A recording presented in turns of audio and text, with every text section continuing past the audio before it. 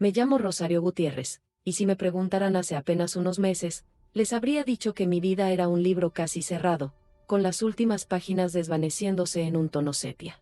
Tenía 72 años, y el silencio en la casa que Eduardo y yo construimos con tanto amor era casi palpable después de su partida. Eduardo, mi compañero por 45 años, el hombre que me enseñó a amar la vida en cada detalle, se fue hace poco más de un año, llevándose consigo una parte de mi alma que creí irrecuperable.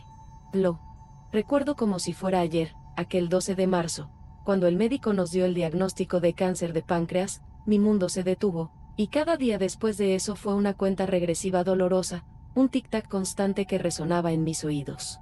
Mi vida, que antes era una sinfonía de pequeños quehaceres, visitas a la feria, charlas con las vecinas y las meriendas con Eduardo en el patio, se había convertido en una rutina monótona, marcada por la ausencia y la melancolía. En ese tiempo, mi único hijo, Alejandro, junto a su esposa Mariana, se convirtieron en mi sombra. O al menos, eso creí. Se mudaron a casa, para cuidarme, decían, y yo, en mi vulnerabilidad, lo vi como un acto de amor incondicional. Alejandro, mi único hijo, el mismo que de niño solía esconder mis galletas favoritas para luego encontrarlas y compartirlas conmigo, ahora tenía 40 años, un hombre hecho y derecho, o eso parecía. Mariana, su esposa, era de esas personas que siempre vestía impecable, con el cabello recogido en un moño perfecto y una sonrisa que, con el tiempo, se me fue antojando más plástica que genuina.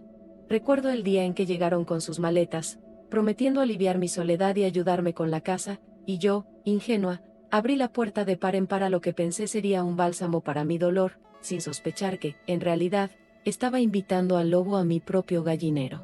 El plan de Alejandro y Mariana se fue tejiendo con una lentitud casi imperceptible, como una telaraña invisible. Primero, fue el orden en la casa. Mamá, este jarrón de la abuela está un poco anticuado, ¿no crees? Podríamos guardarlo en el ático para que no estorbe, me decía Mariana con su voz melosa, mientras señalaba piezas que para mí eran recuerdos tangibles de una vida plena. Luego, vinieron los cambios en la cocina, mis viejos utensilios de cobre, que Eduardo me regaló en nuestro 10º aniversario, fueron reemplazados por sartenes de teflón de última generación que combinaban mejor con el nuevo mobiliario. Poco a poco, mis cosas fueron desapareciendo, trasladadas al ático, un espacio oscuro y frío que se estaba convirtiendo en mi destino final, sin que yo lo entendiera del todo en ese momento. Me sentía como una planta a la que le arrancan las hojas una por una, perdiendo su esencia sin apenas darse cuenta. Mi habitación, antes un santuario de paz con el aroma a lavanda que tanto le gustaba a Eduardo, se convirtió en una especie de anexo, con mis muebles antiguos arrinconados y cubiertos con sábanas blancas, como si ya no fueran dignos de estar a la vista. Finalmente, el día llegó. Mamá, el doctor de Mariana dice que necesita un espacio más tranquilo para trabajar, y esta habitación es la más grande. ¿Te importaría si te acomodamos en el ático? Es más silencioso y acogedor, me dijo Alejandro, con esa mirada de cachorro arrepentido que tantas veces me había convencido en el pasado. Y así, con una mezcla de resignación y una extraña sensación de que algo no estaba bien, mis pocas pertenencias restantes fueron subidas al ático, mi nuevo hogar, mi pequeña prisión con vistas a las tejas viejas del tejado. El ático se convirtió en mi refugio y, a la vez, en mi jaula. Desde allí, escuchaba las risas de Alejandro y Mariana, los brindis con sus amigos, la música a todo volumen que antes nunca sonaba en esta casa. Me sentía una intrusa en mi propio hogar, una sombra que deambulaba por los rincones oscuros de mi propia existencia. La soledad se había vuelto mi compañera más fiel. Y el recuerdo de Eduardo, mi único consuelo. Cada día, bajaba en silencio para preparar mi té y mi tostada, y si tenía suerte, encontraba el periódico en la mesa antes de que Mariana lo guardara, para que no se arrugara. Mi vida se había reducido a eso: el té, la tostada y la búsqueda furtiva del periódico, un pequeño acto de rebeldía en mi existencia de reclusa autoimpuesta. Una tarde, mientras el sol se filtraba por la pequeña ventana del ático, tiñendo el polvo en el aire con un color dorado, me sentí impulsada a buscar algo de consuelo en los objetos que aún me quedaban. Mis manos, con las venas marcadas por el tiempo, se posaron sobre la vieja cómoda de Eduardo, la que siempre tuvo en su estudio. Abrí el cajón superior, esperando encontrar alguna de sus viejas cartas, algún recuerdo que me trajera de vuelta su risa, su aroma a tabaco y tierra húmeda. Encontré solo algunas herramientas viejas, un par de gafas de lectura con la montura torcida y una pequeña caja de madera que no recordaba haber visto antes. Era una cajita de caoba pulida, con un diseño floral tallado en la tapa, que se sentía extrañamente pesada en mis manos. La curiosidad me picó con la fuerza de un aguijón. Al levantar la caja, noté que la parte inferior, casi imperceptible, tenía un falso fondo. Mis dedos temblorosos buscaron un pequeño saliente, una hendidura, y con un clic suave, la base se deslizó revelando un compartimento secreto.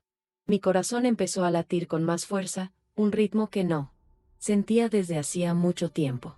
Adentro, no había joyas ni dinero en efectivo, sino un fajo de documentos cuidadosamente doblados y una pequeña libreta de cuero, de esas que Eduardo usaba para sus apuntes más importantes.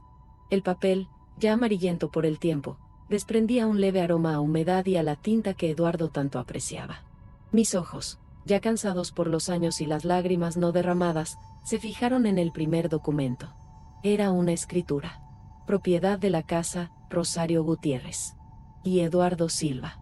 Leí y releí, mis manos temblaban tanto que apenas podía sostenerlo. Copropietaria. La palabra se grabó en mi mente, resonando con una fuerza que me hizo sentir un escalofrío que no era de frío. La casa. Mi casa.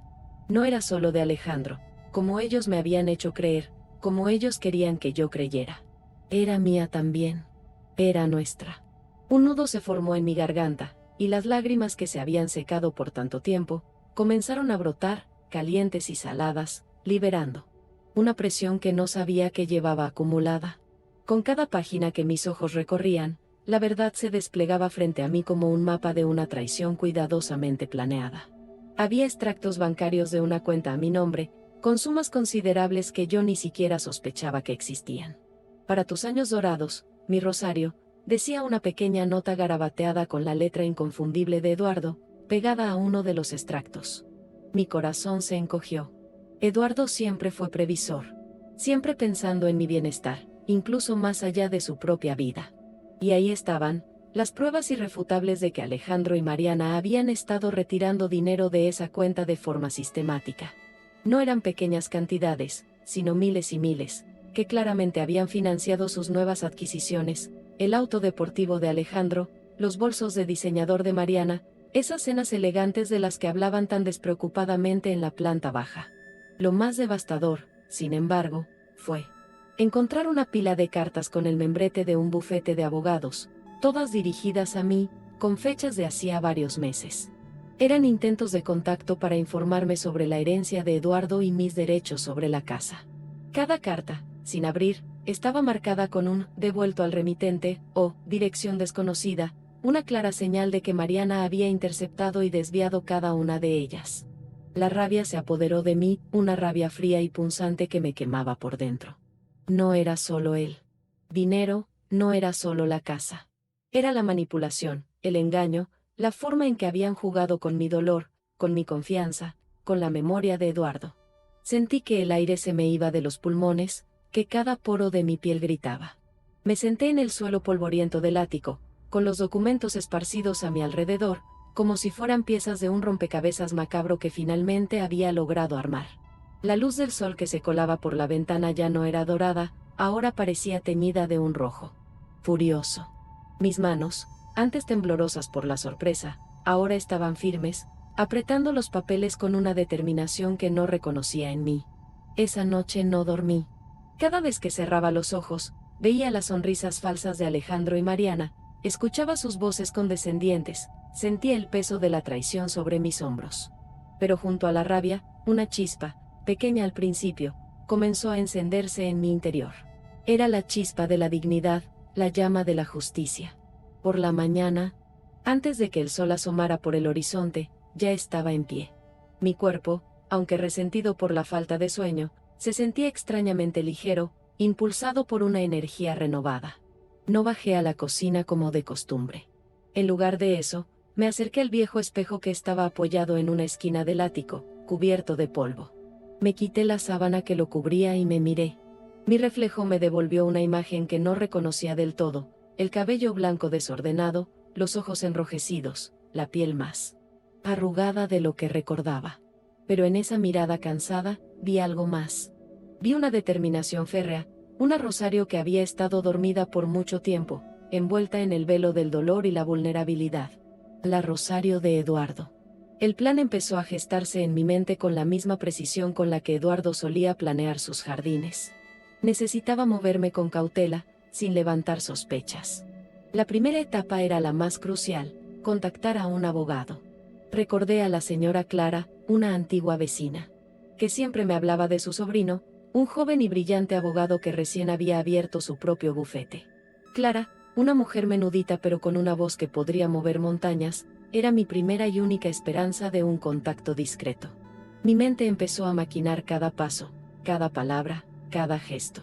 No podía arriesgarme a que Alejandro o Mariana descubrieran mi plan antes de que estuviera listo.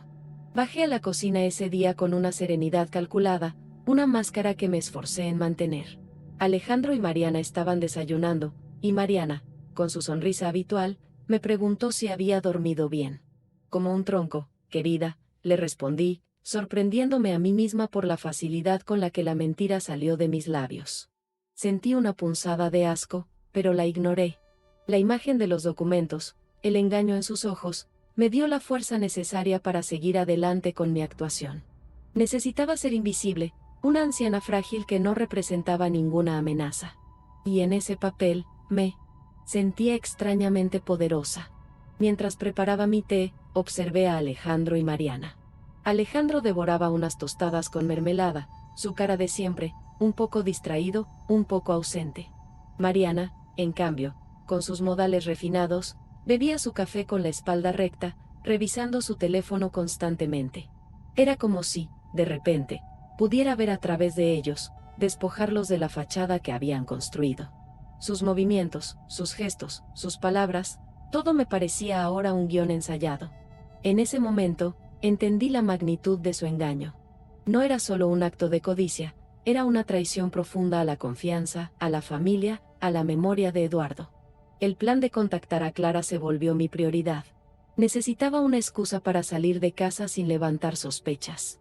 Recordé que Clara solía ir a la panadería de la esquina todos los martes por la mañana, justo antes de que abriera el supermercado. Ese era mi día. El martes. Faltaban solo 2 días. La espera se me hizo eterna, cada minuto una pequeña agonía. Mientras tanto, me dediqué a observar, a escuchar, a memorizar cada detalle de sus movimientos, sus horarios, sus conversaciones telefónicas. Me convertí en una espía en mi propio hogar, una sombra que se movía con sigilo, acumulando información como si fueran piezas de un rompecabezas vital. Finalmente, llegó el martes. Me levanté temprano, con el corazón martilleando en mi pecho, una mezcla de nerviosismo y una emoción que no sentía desde hacía mucho tiempo. Me vestí, con mi ropa más sencilla, la misma que usaba para ir al mercado, para no desentonar. Bajé a la cocina y, antes de que Alejandro o Mariana se levantaran, tomé mis llaves y mi bolso. Necesitaba una excusa creíble para salir. Voy a ir a la panadería, dije en voz alta, dirigiéndome al pasillo, esperando que alguien me escuchara. Silencio. Perfecto. Salí de casa, y el aire fresco de la mañana golpeó mi rostro, una sensación de libertad que me hizo respirar hondo. Caminé por las calles familiares, sintiendo el sol en mi piel, observando los pequeños detalles que antes pasaban desapercibidos, las flores en los balcones, el canto de los pájaros, el aroma a pan recién horneado que flotaba en el aire. Era como si el mundo hubiera recuperado su color. Llegué a la panadería y, justo como esperaba, vi a Clara. Estaba parada frente al mostrador, con su cabellera rizada y su sonrisa de siempre. Me acerqué, sintiendo un escalofrío de anticipación. Clara, querida, qué alegría verte, le dije, con una voz que sonaba más enérgica de lo que había esperado. Sus ojos se abrieron de sorpresa, y una sonrisa genuina iluminó su rostro. Rosario. Pero qué milagro verte por aquí. Pensé que ya no salías de casa, exclamó Clara, con su voz aguda pero llena de cariño. Nos abrazamos, y en ese abrazo sentí una conexión, un lazo con el mundo exterior que creía haber perdido. Sí, querida, ya sabes, con los años una se vuelve un poco casera, le respondí, manteniendo la fachada de la anciana vulnerable. Mientras esperábamos nuestro turno para comprar el pan, le pregunté por su sobrino, el abogado. Lo hice de la manera más casual posible, como si fuera una simple curiosidad. Clara, como siempre, no dudó en alabar a su sobrino. Ah, mi Gabrielito. Un chico tan listo, Rosario. Ya sabes, le va de maravilla con su bufete. Siempre tan atento, tan trabajador, me dijo, con orgullo evidente en su voz. Le pedí su número de teléfono, con la excusa de que, quizás en algún momento necesitara una consulta. Sobre unos papeles viejos de Eduardo, algo sin importancia. Clara, sin sospechar nada, me lo anotó en una servilleta, junto con la dirección de su oficina. Sentí un alivio inmenso, como si me hubieran quitado un peso de encima. Era el primer paso. El primer paso de muchos. Con el número del abogado en mi bolsillo, regresé a casa, sintiendo una mezcla de euforia y una tensión casi insoportable. Necesitaba encontrar el momento adecuado para llamarlo. Alejandro y Mariana no debían enterarse. Las siguientes horas se convirtieron en un juego de ajedrez, donde cada movimiento debía ser calculado. Esperé hasta la tarde, cuando Mariana salía a sus clases de yoga y Alejandro se encerraba en su estudio para sus videoconferencias. Era mi ventana de oportunidad. Me encerré en el baño, con la excusa de tomar un baño relajante, y marqué el número con manos temblorosas. El tono de llamada sonó varias veces antes de que una voz amable respondiera: Bufete Jurídico Pérez. ¿En qué puedo ayudarle? Mi voz, al principio, salió en un susurro, pero la amabilidad de la secretaria me dio la confianza para hablar con más claridad. Expliqué que necesitaba una consulta urgente con el abogado Gabriel Pérez sobre un asunto personal y confidencial. La secretaria, con una profesionalidad impecable, me agendó una cita para el día siguiente por la mañana, justo cuando Mariana iría al gimnasio y Alejandro tendría su reunión semanal fuera de casa. La noche antes de mi cita con el abogado, la emoción y la ansiedad se mezclaron en mi estómago. No pude dormir. Repasé en mi mente cada palabra que diría, cada detalle de la historia, las pruebas que llevaría conmigo. Los documentos de Eduardo estaban guardados de forma segura en una bolsa de tela dentro de mi ropa más íntima, para evitar que fueran descubiertos. Sentía que estaba a punto de cruzar un umbral, que mi vida estaba a punto de dar un giro inesperado, y la incertidumbre, aunque un poco aterradora, también era emocionante. Me levanté antes del amanecer, preparé mi ropa, me arreglé el cabello con un poco más de esmero de lo habitual. Quería verme digna, aunque por dentro sintiera que estaba a punto de librar la batalla de mi vida. Salí de casa con la misma excusa de la panadería, pero esta vez, mi destino era otro. El sol de la mañana brillaba con fuerza, y el aire era fresco y vigorizante. Caminé con pasos firmes, con una determinación que me impulsaba hacia adelante. Al llegar al bufete, un edificio moderno de cristal y acero que contrastaba con los viejos edificios de mi barrio, sentí un escalofrío de intimidación. Pero me armé de valor. Crucé la puerta y anuncié mi nombre en la recepción, sintiendo el peso de la responsabilidad sobre mis hombros. La sala de espera era pulcra y silenciosa, con sofás de cuero y un aroma a café recién hecho. Me senté, ajustando mi bolso en el regazo, y esperé. Después de unos minutos que se sintieron como horas, una joven y amable secretaria me llamó: Señora Gutiérrez, el abogado la espera. Me levanté, sintiendo mis piernas un poco débiles, pero mi determinación era inquebrantable. Entré en la oficina, y allí estaba él, Gabriel Pérez, un joven con lentes y una mirada seria, pero con una calidez que me hizo sentir un poco más tranquila. Su oficina era luminosa, con estanterías llenas de libros y una vista impresionante de la ciudad. Le tendí mi mano, sintiendo que me temblaba ligeramente. Buenos días, señor Pérez, le dije, y él me recibió con una sonrisa amable. Nos sentamos, y yo, sin rodeos, comencé a contar mi historia. Mis palabras, al principio, salieron atropelladas, como un río desbordado, pero a medida que avanzaba, la historia cobró forma, se hizo más coherente, más potente. Hablé de Eduardo, de su amor, de cómo construimos juntos esa casa. Hablé de la llegada de Alejandro y Mariana, de cómo me fueron relegando, de cómo me habían confinado al ático.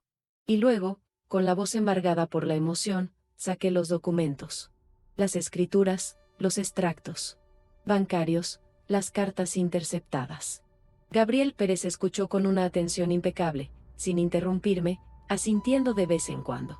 Sus ojos se abrieron un poco más a medida que le mostraba las pruebas. Pude ver en su rostro una mezcla de sorpresa, incredulidad y, finalmente, indignación. Cuando terminé de hablar, la oficina quedó en silencio, solo roto por mi respiración entrecortada. Él se inclinó hacia adelante, apoyando los codos en el escritorio, y tomó los documentos en sus manos, examinándolos con meticulosa atención. Señora Gutiérrez, comenzó, su voz grave y resonante, lo que usted me cuenta es una situación muy delicada y, lamentablemente, bastante común. Pero estas pruebas son contundentes. Me explicó en detalle lo que implicaba cada documento, las implicaciones legales de cada movimiento que Alejandro y Mariana habían hecho. Me habló de apropiación indebida, de fraude, de violación de correspondencia. Las palabras sonaban duras, frías, pero, a la vez, me llenaban de una extraña sensación de empoderamiento. No estaba sola. Tenía la verdad de mi lado, y ahora, tenía a alguien que me ayudaría a luchar por ella. La conversación con Gabriel se extendió por horas. Hablamos de estrategias, de los pasos a seguir, de los plazos. Me explicó que lo primero era asegurar los bienes, luego confrontar a Alejandro y Mariana, y finalmente, tomar acciones legales si fuera necesario. La sensación al salir del bufete fue indescriptible. Era como si el aire de la ciudad, antes opresivo, ahora se sintiera ligero y lleno de posibilidades. Llevaba conmigo no solo la esperanza, sino un plan concreto, un mapa para recuperar mi vida. Al llegar a casa, Alejandro y Mariana no estaban. La casa, por primera vez en mucho tiempo, se sentía realmente mía. Subí al ático, no con la sensación de un castigo, sino como un cuartel general, un lugar desde donde comenzaría mi contraataque. Las siguientes semanas fueron de un trabajo silencioso y constante. Gabriel se movió con una eficiencia admirable. Bloqueó las cuentas, aseguró los bienes, y se puso en contacto con el banco para que todas las comunicaciones llegaran directamente a mí, a una dirección postal secreta. Mientras tanto, yo seguía mi papel de la anciana frágil y distraída. Escuchaba las conversaciones de Alejandro y Mariana sobre sus planes de viaje, sus nuevas adquisiciones, y cómo se quejaban de los problemas con las cuentas bancarias. No entiendo qué está pasando con el dinero. Alejandro, es como si se estuviera evaporando, oí decir a Mariana una tarde, y una sonrisa se dibujó en mis labios, una sonrisa que no había tenido en mucho tiempo. Un día, mientras Mariana estaba al teléfono, escuché algo que me hizo tensar. Hablaba de una cena importante que organizarían en casa para los jefes de Mariana. Necesitamos causar una buena impresión, Alejandro, decía con su voz aguda. Era la oportunidad perfecta. El escenario ideal para mi revelación.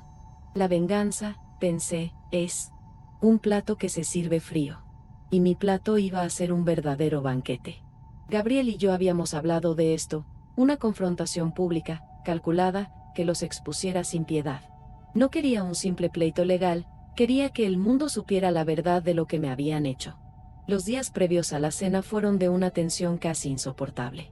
Me esforcé por mantener mi rutina, mis hábitos, para no despertar ninguna sospecha. Veía a Mariana y Alejandro ajetreados con los preparativos, limpiando la casa, comprando flores, discutiendo sobre el menú. Yo, en mi papel de anciana inofensiva, ofrecía mi ayuda con una sonrisa, aunque por dentro sentía una mezcla de anticipación y nerviosismo. Era como un actor preparándose para la obra de su vida, sabiendo que el telón estaba a punto de levantarse. Finalmente, la noche de la cena llegó. La casa estaba transformada. Luces tenues, música suave, el aroma a comida exquisita flotando en el aire. La mesa del comedor, esa mesa que Eduardo y yo habíamos comprado juntos en un mercadillo de antigüedades, estaba impecablemente puesta, con porcelana fina y copas de cristal que Mariana había sacado de alguna tienda elegante. Los invitados comenzaron a llegar, los jefes de Mariana, sus esposas, algunos colegas de trabajo. Todos vestidos impecablemente, con sonrisas educadas y charlas superficiales. Alejandro y Mariana, atuendos elegantes, se movían con una falsa gracia, actuando como los anfitriones perfectos. Yo bajé del ático cuando la cena ya estaba en su punto álgido. Me había puesto mi mejor vestido, un traje de lino azul que Eduardo me había regalado en uno de nuestros aniversarios, y me había peinado con cuidado, con mis cabellos blancos recogidos en un moño elegante. Mis pasos, antes lentos y vacilantes, ahora eran firmes y decididos. Al entrar en el comedor, el silencio se apoderó de la sala por un instante.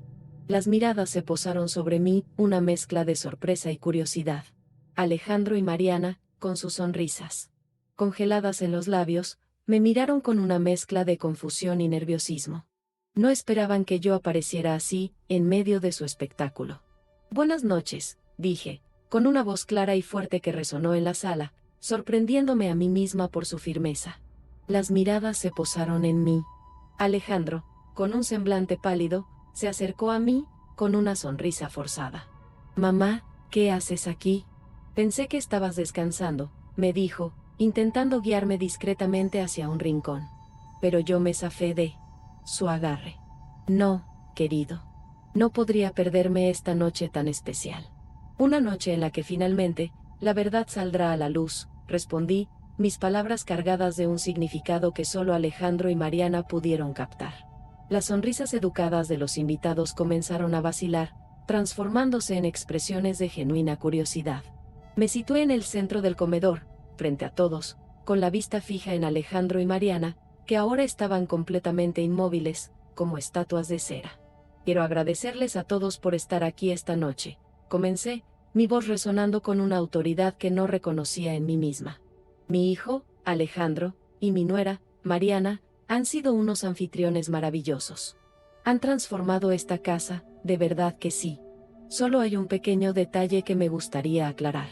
El silencio en la sala era sepulcral, solo roto por el tintineo de las copas. «Verán», continué, mi mirada paseándose por los rostros de los invitados, «esta casa, esta hermosa casa donde ahora nos encontramos, fue construida con mucho amor y esfuerzo por mi difunto esposo, Eduardo, y por mí». Hice una pausa, dejando que mis palabras se asimilaran. Las miradas de los invitados se dirigieron a Alejandro y Mariana, que estaban pálidos, con los ojos desorbitados. Mariana, en particular, se había puesto lívida, sus manos apretando el dobladillo de su vestido. «Y aunque he estado un poco alejada últimamente», dije, con un tono sarcástico que no esperaban, «hoy he decidido retomar mi lugar». En ese momento, Gabriel Pérez, que había llegado discretamente unos minutos antes y se había mantenido en la entrada, dio un paso adelante. Llevaba en sus manos un maletín de cuero. «Disculpen la interrupción», dijo con voz firme y profesional, «pero como abogado de la señora Rosario Gutiérrez, me veo en la necesidad de intervenir para esclarecer una situación». Las caras de los invitados se llenaron de asombro. Alejandro y Mariana intercambiaron una mirada de pánico puro. Sabían que su farsa había terminado. Gabriel, con una calma impresionante, abrió su maletín y sacó las escrituras de la casa, mostrando claramente mi nombre y el de Eduardo como copropietarios. «La señora Gutiérrez es, legalmente, dueña de esta propiedad en un 50%, anunció, y las exclamaciones de sorpresa llenaron la sala. Los jefes de Mariana la miraban con una mezcla de decepción y desprecio.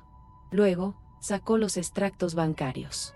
«Además, la señora Gutiérrez ha descubierto que se han realizado transferencias significativas desde una cuenta a su nombre, destinada a su bienestar, sin su conocimiento ni consentimiento». La voz de Gabriel era contundente, implacable. El comedor se convirtió en un hervidero de murmullos. Alejandro, por fin, encontró su voz, una voz temblorosa y llena de desesperación. «Mamá, ¿qué estás haciendo? Estás arruinando todo», gritó, con una mirada de traición y rabia. Pero yo no me inmuté. Mi mirada se mantuvo firme, una roca inamovible frente a la tormenta que había desatado. Mariana, con lágrimas en los ojos, intentó balbucear una excusa, algo sobre problemas de contabilidad, pero sus palabras se perdieron en el aire, carentes de cualquier credibilidad.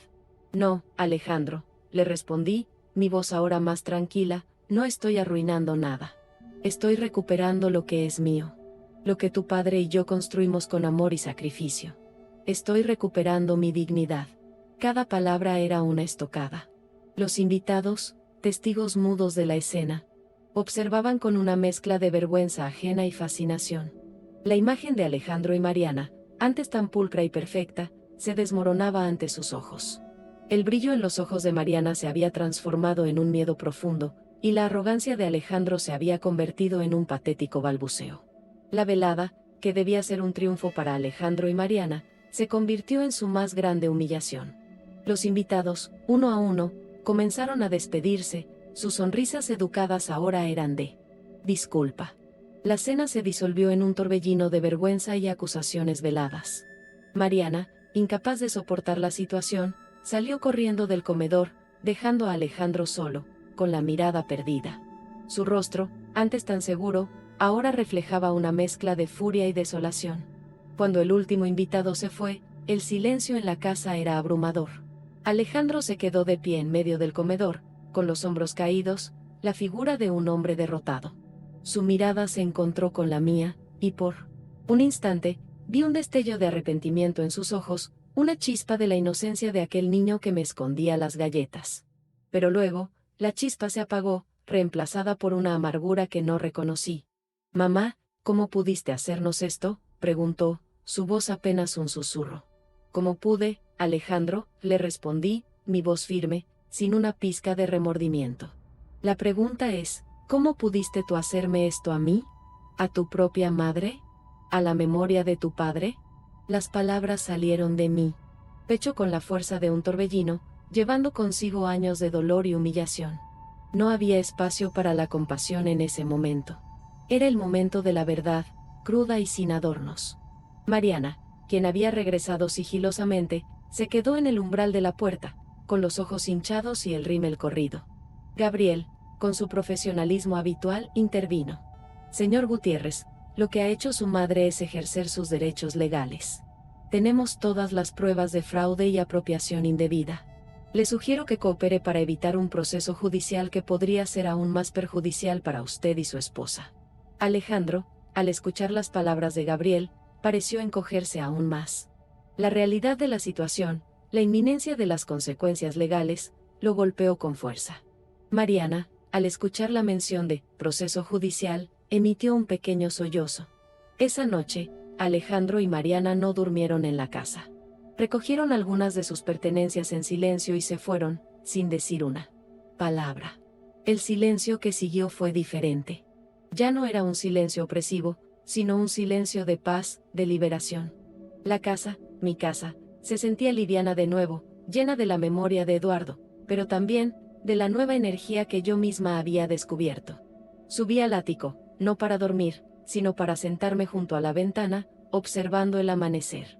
El sol, esta vez, era un recordatorio de un nuevo comienzo. Los días siguientes fueron de una calma reparadora. Con la ayuda de Gabriel, recuperé el control total de mis finanzas. El dinero que Eduardo había guardado para mí estaba intacto, y con él, una sensación de seguridad que no había sentido en mucho tiempo. Recorrí cada rincón de mi casa, desempolvando los objetos que habían sido relegados, devolviéndolos a su lugar, reconstruyendo mi santuario personal. Cada jarrón, cada libro, cada fotografía de Eduardo, era un recordatorio de quién era yo y de la fuerza que había heredado. Un día, mientras organizaba los viejos discos de vinilo de Eduardo, encontré su viejo tocadiscos, cubierto por una sábana. Lo desempolvé con cuidado, coloqué uno de sus discos favoritos, una sinfonía de Beethoven, y el sonido llenó la casa. Era una melodía que me recordaba a él, a los bailes improvisados en la sala, a las tardes de lectura en el patio. Y en ese momento, sentí que Eduardo estaba conmigo, orgulloso de la mujer en la que me había convertido. La relación con Alejandro y Mariana, como era de esperarse, se mantuvo distante. Alejandro, después de algunas semanas, me llamó. Su voz era tenue, con un dejo de arrepentimiento. Me pidió perdón, un perdón que yo no estaba segura de poder dar por completo. No hubo una reconciliación de película, ni abrazos efusivos. Solo un «lo siento» y un «entiendo» frío. Sabía que la confianza estaba rota, y que reconstruirla llevaría tiempo, si es que alguna vez sucedía. Pero esa, ya era otra historia. Lo importante era que había recuperado mi vida, mi casa, y mi paz. El final de esta historia no es el de un cuento de hadas donde todo se resuelve mágicamente. La vida real es más compleja. Pero sí es el final de una etapa oscura y el comienzo de una nueva. He comenzado a viajar, a retomar mis clases de pintura que abandoné hace años. He visitado lugares que Eduardo siempre quiso conocer y que nunca pudimos. Me he reconectado con viejas amigas, y he descubierto una comunidad de mujeres como yo, que han superado adversidades y que comparten sus historias. Mi casa, antes un lugar de reclusión, ahora es un hogar lleno de vida, de recuerdos y de nuevas esperanzas. La fortaleza de Rosario, esa que creí perdida, estaba allí, esperando ser desenterrada, protegiéndome incluso más allá de lo que yo misma podía imaginar. No te pierdas ninguna historia de superación. Si te conmovió la fortaleza de Rosario y te inspiran las historias de superación que transforman vidas, este es tu lugar. En Relatos del Alma compartimos testimonios reales de resiliencia, valentía y renacimiento. Suscríbete ahora a nuestro canal para ser parte de esta comunidad que celebra la fuerza del espíritu humano. Activa la campanita para recibir notificaciones y no te pierdas ni un solo relato que te impulsará a seguir adelante. Dale me gusta a este video y compártelo con alguien que necesite un recordatorio de que la vida, incluso en sus capítulos finales, puede estar llena de sorpresas maravillosas y nuevos comienzos.